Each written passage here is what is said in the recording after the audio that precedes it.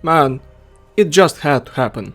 And DICE had my hopes up for this game, even if the beta was in a very miserable state when it dropped. Just like some memes of the internet, fast forward a couple of months, and I'm complaining about this disastrous launch of Battlefield 2042. All of that confidence that everything is ahead of schedule, that all studios at Electronic Arts work on this project, just a ton of lies to assure people that everything is alright before shipping a train wreck. Let's have a serious discussion.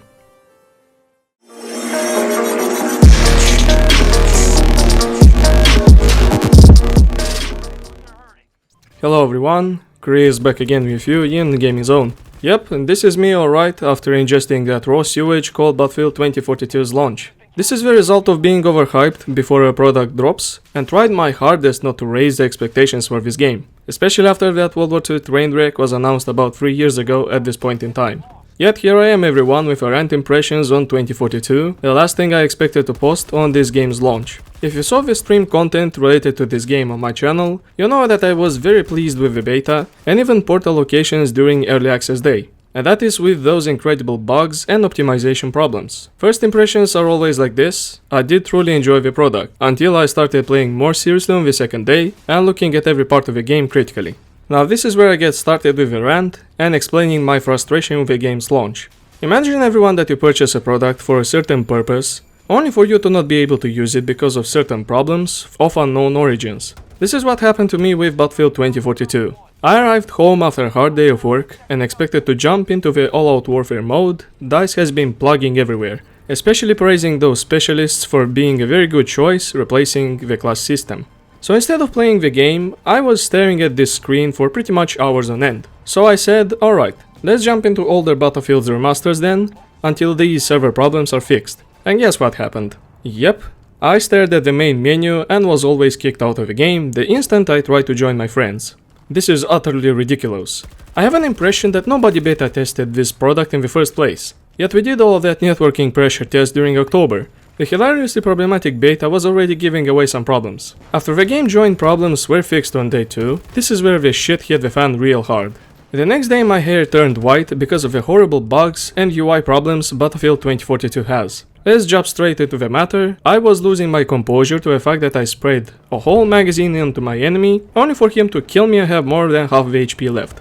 Gunplay is a very critical part of the game, and I especially pay attention to that because I play as infantry 9 out of 10 cases. Hit registration is simply said broken. It's impossible to take down any enemies with the guns you have, and Reddit is filled to the brim with recordings that prove this. Heck, even when dropping a micro rant video on Twitter, you can see me dump a whole magazine into the enemy, yet he still got me. I think it's no point to talk about optimization issues here, as they hopped over from beta to retail with some small changes. I bought a 3080 to see stutters and slideshow in this game, just great. Now let's move over to the free game modes impressions. All-out warfare is basically the full, raw experience of Battlefield 2042. This is the game itself. DICE finally added 128 player support, after I was begging the studio for years to introduce such an amount of soldiers on the field. After playing it in the retail package, I have to say that this game feels empty, even if such a number of players is a thing, because the locations are extremely large. Well, except the locations where there is a concentration of objectives that are close to each other, then you can actually see how many people fight for it. The map design is absolute trash. I find baffling how I have to run 5 minutes from objective to objective to actually find any enemies. Battlefield 1 style maps are back again, with a concentration of objectives in one place, and there is always that point really far away nobody cares to capture. It's like World War I fields, but 4 times larger and more boring. Antarctica map honestly needs 256 players to fully get the action going. Imagine pointing something out and it's about 3 kilometers away from you. Just like realistic milsim games such as Squad or Project Reality. Yes, those locations look cool, but playing on them it's a real pain in the ass. They didn't even add the ability to destroy skyscrapers in Kaleidoscope, something people were expecting out of this game. Specialists. Let's be honest, these are operators ripped out of Call of Duty and Rainbow Six Siege. This was the last thing I wanted to see in Battlefield, because classes in its limits forces team play, and at least attempts to create some actual team-based combat. And Battlefield V in 2018 destroyed the mini feature that was unique skin per class, with the ability to choose whatever model you wanted. That way the studio made it harder to recognize which class the player is using. 2042, however, decided to completely ruin anything that was left after the custom skins were introduced. Operators are the worst idea DICE had when developing this game. Now you don't even have team play anymore, nobody really cares to share medpacks and ammo. You'll be lucky to find someone dropping nearby when they need it. What's the point of playing other operators when you have Falk and Angel? One possesses infinite healing points, and you can choose as a gadget the ammo pack to forget about empty weapons. The other has infinite ammo, and you can choose a healing pack as a gadget to heal quickly. Here you go, the universal operators that are basically the game's meta. They simply had to remove the classes, a thing forcing squad gameplay in Battlefield, and swap them with these pathetic failures. What's worse is that 2042 actually has classes inside of it, but they're exclusive to bots in solo and co-op gameplay. They even look close enough to 2142 soldiers, which disappointed me even more. Hazard Zone. This mode is incredibly forgettable and has no solid replayability factor. Summarized, this is Escape from Tarkov on minimal settings and played on Battlefield 2042 locations. Honestly, I have zero interest in playing this mode other than for review purposes. Hazard Zone is the reason why these specialists exist in the first place, because they fit perfectly in such a setting, which can also be narrative driven. Consider this a Warzone trash from Activision, but DICE's version, which was made in an extreme hurry to meet a schedule. You can clearly see that the whole 2042 development plans were solely based on this mode in particular, because locations feel great for Hazard Zone, unlike all-out warfare where Conquest feels incredibly empty even with 128 players. So all of those sacrifices of features, classes, scoreboard and so on was done because of this mode alone. Had I known about this before launch, I wouldn't have bought this product in the first place. To be honest, the majority of Battlefield community won't even care about this thing going in the future. I'm more of a Conquest person myself, and so are the majority of my friends playing Battlefield. As most of people said, this will be a thing that will decay and die, just like Champions Hill trash seen in Vanguard. If I had a choice between this and a mediocre campaign, you already know what I would have picked. Instead of making a proper multiplayer and single player game over the course of 3 years, we got this Frankenstein of a Battlefield, which is more reminiscent of Black Ops series than Battlefield itself. You tell me this is the best DICE got when talking about a Battle Royale style mode? Really? And now about the saving grace for this title, Battlefield Portal, which is basically remastering older titles in a newer Frostbite game. They just had to salvage this dumpster fire somehow, and the choice was using the nostalgic factor. While yes, this is an incredible dream coming true, such as crossovers when it comes to different eras of Battlefield franchise, but the problem is still there. The fact that a remaster remake of previous games and upgrading the previous sandboxes was hyped harder by the community than 2042 itself. This raises a lot of red flags. Personally, I had a blast from the past returning to those classic locations. Caspian Border and Noshar Canals were simply said mind-blowing, just like the destruction from Bad Company 2. Sadly, most of the gameplay is affected again by random deviation. Your guns literally can't hit the target most of the time because the studio couldn't polish the game on time. Ripple Effect said that everything is ported and left as it was before, but all of this was a lie. Guns act very different compared to originals, me jumping back in original Battlefield 3 to fully confirm this suspicion.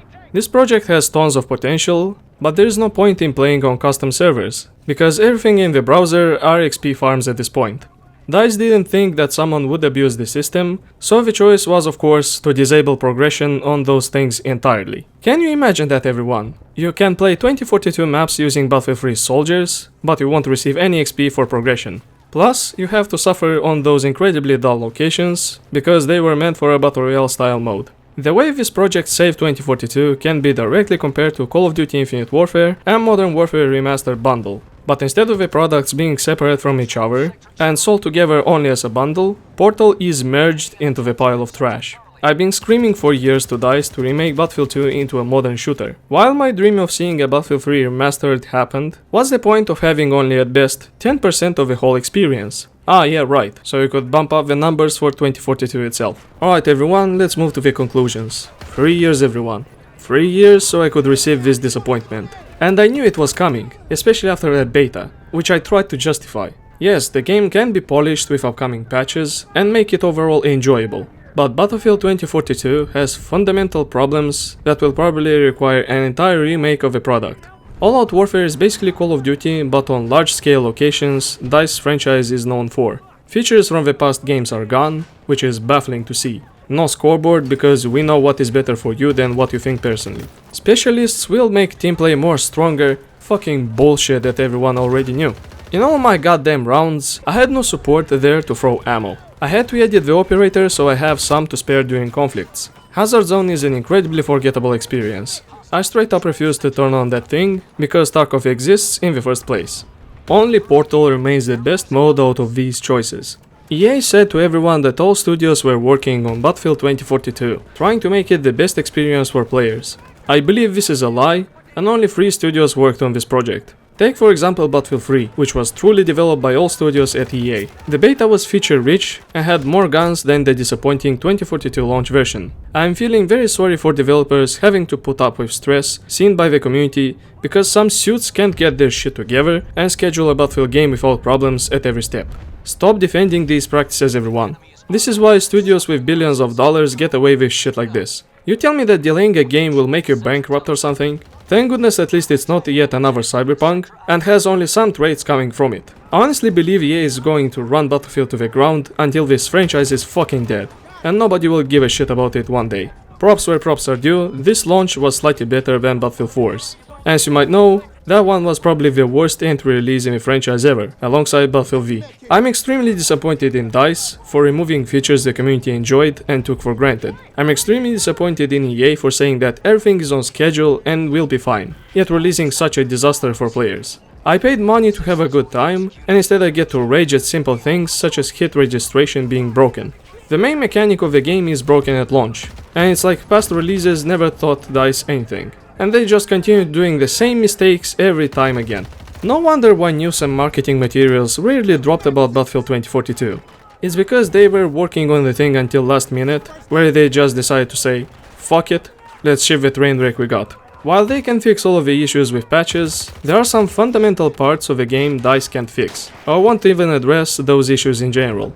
This is where I plug my deep dive, everyone. Just like Battlefield V, I will have a very serious overlook and review on the game and its incredible dumb decisions concept-wise. Until then, please don't buy this trash until some serious patches are dropped by the studio. Do not waste $60 or $70 on this broken game, everyone, unless you want to experience frustration, anger, or just love how bad everything works with those no-pilot conflicts. Thank you for watching this video, my friend. That's my bitter disappointment displayed after Battlefield 2042's launch. Before you go, remember to throw a thumbs up and subscribe. Clicking the bell stuff will send you notifications when something new is uploaded on my channel. Thank you for watching, this was Chris, see you in the gaming zone.